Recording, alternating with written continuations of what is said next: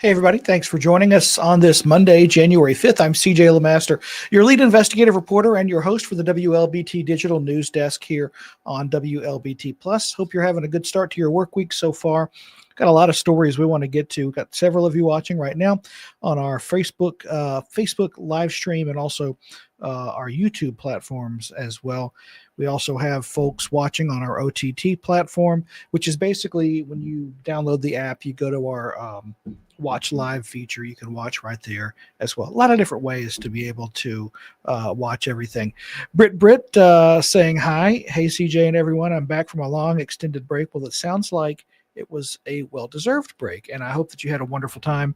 Sometimes all we need is a little bit of a break, just a little relaxation, a little time to just not think about work, not think about a lot of the responsibilities that we have, just take it easy for a little while. And glad to have you back, Britt. She is probably more than anybody else, more of a faithful viewer than anybody else of our live stream. So we certainly are glad that you're back with us. One thing we want to get to first is this homicide investigation. We have been talking about this since this weekend. It happened actually Saturday night. There's not a lot that we know at this point. For example, we do not have the man's name, but we will let you know. We'll tell you what we do know at this point. And we don't have any video from the scene, but we're going to show you where it's located here according to our homicide tracker. This is the first homicide of 2026. Police investigating after a man was found shot to death outside a home in South Jackson. And investigators say that the man's body was discovered Saturday night in the front yard of a home on Lee Drive. The man's name not released. Police, trying to determine who shot him and why. If you have any information, please contact JPD or Crime Stoppers. Well, the Jackson Police Department's top cop says that we are actually down in violent and property crime. It fell in double digits in Jackson, calling it a meaningful and measurable reduction in crime. But we want to let you know, too, that's not representative of the entire city, and we'll explain. We'll break these numbers down for you. Chief Tyree Jones saying that violent crime decreased by more than 13%. Property crime fell by a little over 20%. And overall crime, that's with the two combined, dropped by 18.8%. In total, 654 fewer crimes were reported compared to 2024. But we want to caution you here, that incredibly encouraging. It's not the entire picture. These percentages don't include any crimes investigated in the city's Capitol Complex Improvement District, because Capitol Police handles those. The CCID makes up nearly 20% of the city of Jackson. And 3 on Your Side is working to get crime stats from both agencies to try to give you a more accurate picture. And we want to kind of show you a little bit of that. So this is back looking at our homicide tracker here. Give me just a second. So you can see that area here is the CCID.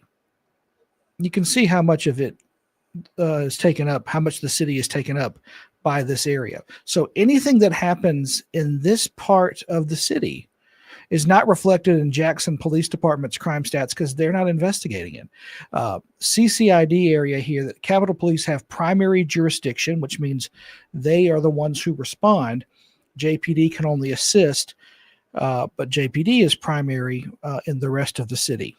And so that is why, again, incredibly encouraging as someone who lives here in the capital city and has covered Jackson crime for a long time. And we've seen, the highs of 2021, and we've seen 4 years now of decreases in homicides, both thanks to the work of Mayor John Horn and former Mayor Chokwe Antar Lumumba, as well as credible messengers and so many others who have done phenomenal work. The police out there doing what they can to deter crime. But again, those numbers are only 80%, or not the entire city. It's about 80% of that. And we hope to be able to get a more concise picture. That way we can tell you exactly what's going on. Because if you live in the CCID, those numbers don't affect you. Those numbers don't apply to you. And so you don't have an idea of the crime picture in your neighborhood. So we're working to try and get that for you. And we'll let you know when that is possible when we get that. Man wanted in Texas has been arrested here in Mississippi. Latavian Manning was wanted for aggravated assault with a firearm in Dallas and had been on the run for 6 months, while police in Port Gibson, that's in Claiborne County, got a tip Saturday that he might be in the area, and they found and arrested him yesterday. He is now in custody and awaiting extradition back to Dallas. The first trial in Mississippi's largest embezzlement scandal, begins tomorrow. Ted DiBiase Jr. Has pleaded not guilty to conspiracy, wire fraud, theft, and money laundering. Now, prosecutors allege he used fake contracts to conceal millions in misused welfare funds. The trial will reveal the government's long-building case and help set the stage for sentencing of the cooperating co-conspirators, of which there are many.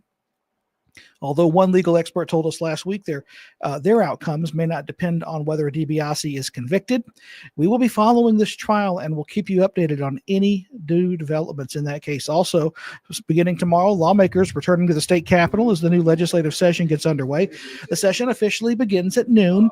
Lawmakers are expected to take up early procedural business and outline their priorities for the weeks ahead. Now, Republican State Representative Donnie Scoggin of Ellisville actually says that House Bill 1 passed last year, which reduced the state income tax, but he believes more work remains on that measure. We need to do something with gasoline. I am not supporting a gas tax by itself, but if we can offset some other things, everybody buys gas, but a very small percentage of Mississippians pay income tax. And so if we can make a tax more fair so that everybody is paying part of it, then I think that's a good thing. Representative Scoggin adds the House will also continue discussions on school choice as well. A couple other folks saying hi on this Monday. Sheikah Hampton. Let me do this so you can see me over that's a lot. That's a lot of emojis. Sheikah, thank you so much for that. Always incredibly thoughtful, and that just brightens our day. We appreciate you doing that and saying hi. Lucille Busby saying good morning. Good morning, Miss Lucille. I hope you're doing well. We have one more story we want to get to, and then we're going to get out of here.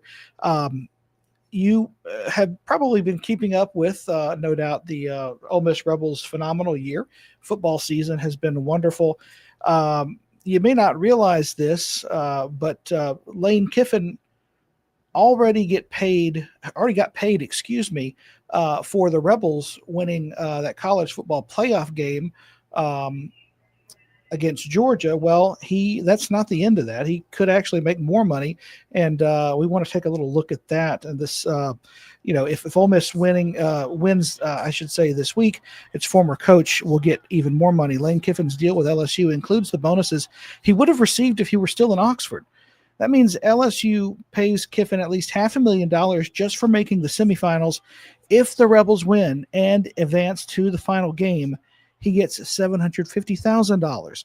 He gets $1 million from LSU if Ole Miss wins the championship. Here's what a sports law professor, said about that deal last month before the playoff field was set. The fact that LSU is going to pay Kiffin based on how far Ole Miss gets in the college football playoffs, and even if they make it to the college football playoffs, which certainly seems all but certain, that's a unique one. I've not seen that one before. I don't think that guy deserves any money. I think he recruited the team. He made the team. I think give him the money. Kiffin's contract says the LSU Foundation will pick up the tab. That foundation is fueled by private donations. It's quite a sweet payday there for somebody who's not even coaching at the school anymore. Britt talking about that, saying LSU gave him a nice contract. He got $500,000 the last game. That's right. And again, that will only increase if the Rebels, win. And if they go to the national championship, then and win, then he's looking at a nice little payday coming into this new year. Lena CM Lattimore saying Happy New Year. Lena, I hope you're having a great New Year as well, and happy Monday to you. That's all the time we have for this edition of the WLBT Plus Digital News Desk Update. Our first alert weather team will be in here at 2:30 to give you an idea of what you can expect this week, this first full week of 2026, and our early evening newscast start at 4 p.m. on air and online. For everyone here at WLBT News, I'm CJ LeMaster, your lead investigative reporter and your host for the WLBT Plus Digital News Desk Update. We will see you back here tomorrow at 1. Thanks for watching.